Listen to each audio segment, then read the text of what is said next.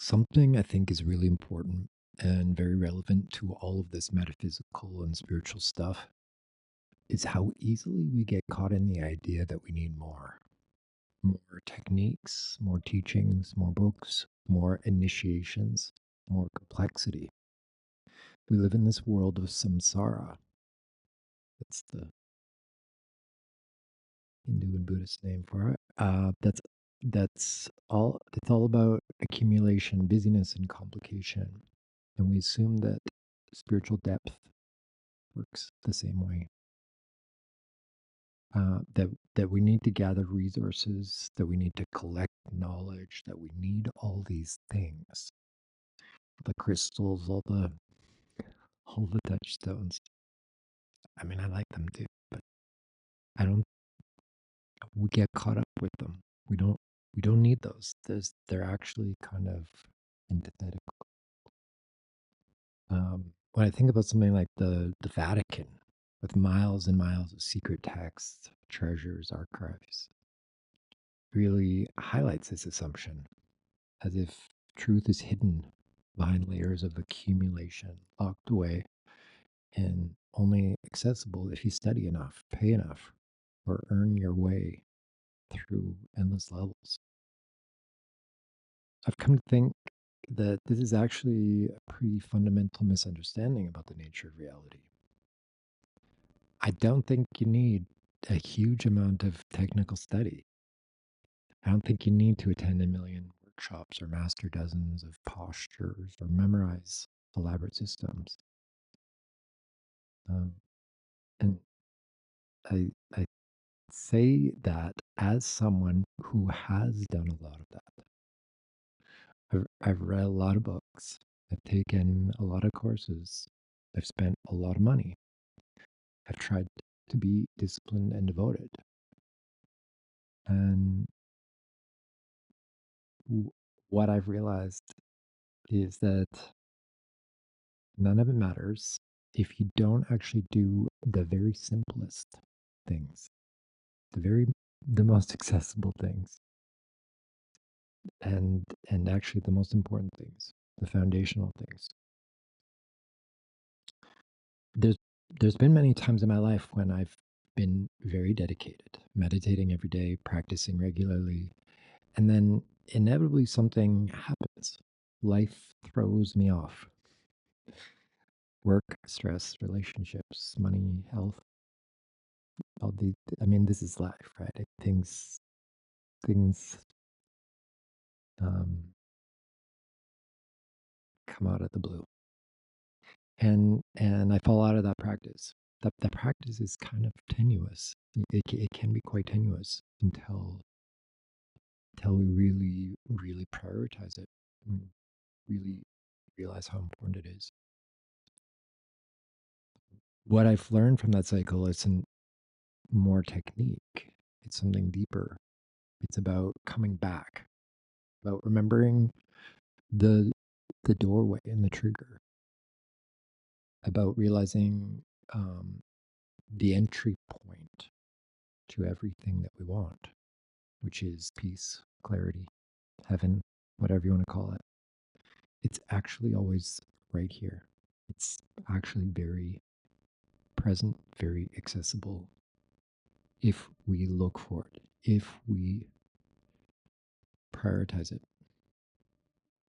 When you look at a lot of spiritual traditions, especially Christianity, which I use as a reference because it's the culture I grew up in, you see this idea that we're all sinners. I don't really see it that way. It's often it's often framed that way morally, but I do recognize the experience. It's what it's pointing to.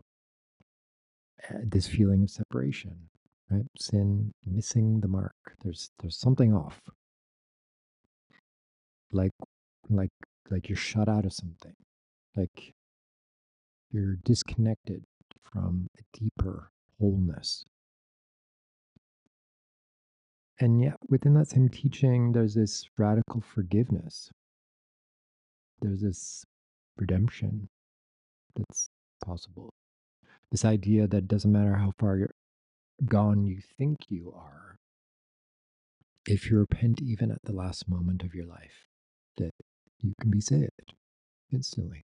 No accumulation required. It's it's kind of irrelevant. It's not necessary. I mean, I think it's necessary to get you to a certain point. Like you need to try out all of the all of the things that you do try out. But it always comes down to the present moment. From my experience, I interpret it very practically. Doesn't matter how many cigarettes I smoke, doesn't matter that I didn't meditate for a week, doesn't matter how many times I've fallen off my practice or sabotaged myself. The way back is always present. It's always simple. It's just a noticing. Oh, I'm feeling off. I'm stuck. I'm resisting. I'm resisting sitting down. I'm resisting stillness. I'm resisting the atonement in a way. What's always strange is that I know how to access this state.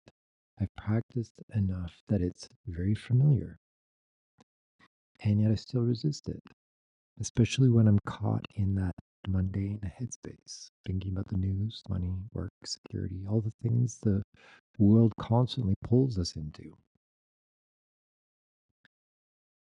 And most people live in that space all the time, like 99% of the time. If they've never meditated before, if they've never had any experience where they can observe their own altered state of consciousness, realizing that just the mundane state is not the only thing, then I think that's the, unfortunately the majority of people. The only breaks are rare liminal moments upon waking in the morning, before that analytical mind fully kicks in, um, or or some people, more people are having using psychedelics, um, or maybe having rare peak experiences. Even with all of my experience and study, I still notice my resistance to choosing that stillness when I actually need it most.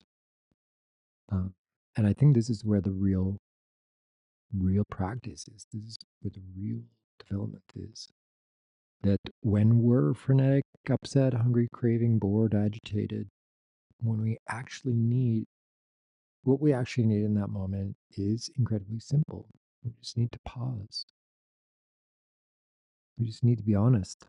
Like that moment of self reflection, finding a comfortable spot, closing the door, setting a timer for 15 to 20 minutes.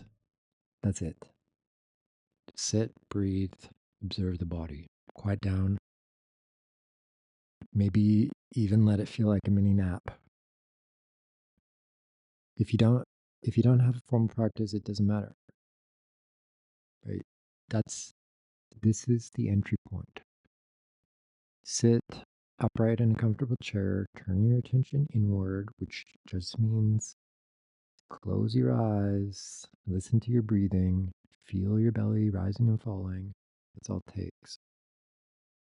And instead of doing the thing that you probably regret later on, or it not really feel satisfying, the doom scrolling, the porn, the cigarettes, the alcohol, junk food, shopping, all those things that we reach for, just instead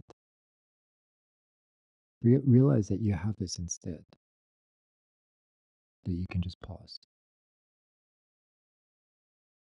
because all of those distractions are attempts to change our state. Every craving is really saying, I don't feel okay right now. We think that the Doritos will make us feel better, or the beer, or the hit, or the purchase. Uh, but we're all really trying What we're trying to do is to feel at ease. And what's wild is how simple the actual solution is. So simple that we dismiss it. This world tells us that anything valuable must be difficult, complicated, or earned through suffering. But stillness improves every situation. I often think about worst case scenario, like fear around money, housing, security. I imagine living in my car or in the bush or on the street, and I see people in my community who are homeless, but also completely wrecked by their attempt to escape hard drugs and hard living. Even at their lowest point, they're still trying to flee their inner experience because they don't know another way. They don't have a reference point for finding satisfaction within themselves. And then I think about this great spiritual lineage: India, Asia, sadhus with nothing, literally nothing, sometimes completely naked, living on charity, surviving even in harsh, cold conditions. Northern India. That's my reference point. Um, if you have access to that inner peace, that inner resourcefulness, you actually don't need much. You don't need all the paraphernalia, the endless rituals, and the accumulation of forms. Sure, rituals can be great and they exist, but I think they're more about creative expression than necessity. When I meditate and come out of it, I don't become passive or detached. I become eager, eager to create, to clean, to engage, to build, to participate in the dream again. It gives enthusiasm, resilience, and curiosity. Even even in extreme simplicity, there's appreciation. The coolness of the night, the stars, the fact that you're alive. It's it's easier to find enjoyment where you're at in simple things. In that stillness, just breathing alone feels amazing. Through all of my ups and downs, that awareness has been my anchor, a place that I can return to. And yes, there have been many times when I avoided it, even knowing it's there. And that's that's what I'm talking about here. That's what still puzzles me. Why we would avoid the thing that helps us. Even for somebody such as myself who is so familiar with this, what is it that causes me to say, no, I'll do that later, or no, I don't want to take the time to have the best feeling that I know that I can have? It just doesn't make sense. Like what is it? What is it? That's I mean, I have some ideas. So um what I what I think is it's momentum.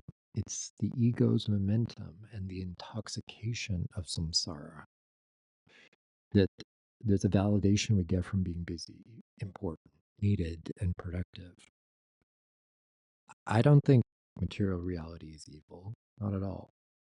But the problem is when we sacrifice our connection to that deeper self, when we give it no time because the world feels too important, then we forget that everything in this world is floating on something deeper, that its meaning and beauty are sourced from that inner connection. When you're regularly practicing, when you're touching that inner divinity, you notice it immediately. Simple things become beautiful. You don't need fancy cars or clothes. You don't care about wrinkles or hair or status.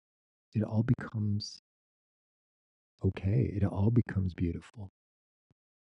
And even the difficult things get easier.